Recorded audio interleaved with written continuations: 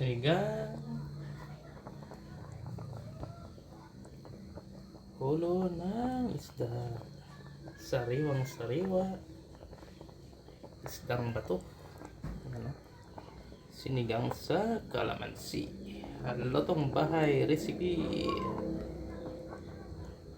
Yan. May tanglad, kamatis, sibuyas, luya, at syempre yung ating pampaasim, sariwang kalamansi. Lagyan natin ng asin at may konting MSG.